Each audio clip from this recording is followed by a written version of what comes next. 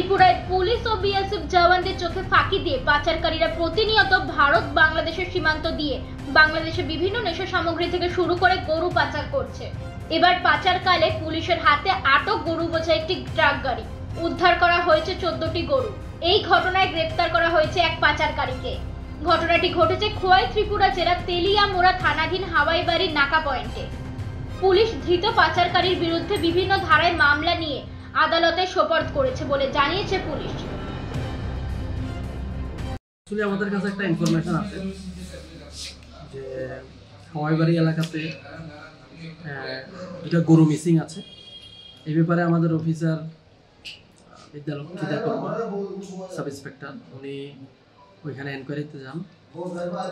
যাওয়ার পরে ওনার কাছে পাশাপাশি একটা সোর্স মাধ্যমে একটা ইনফরমেশন আসে যে তেলিয়ামুড়া সাইড থেকে একটা গাড়িতে করে প্রচুর পরিমাণে গরু যাচ্ছে।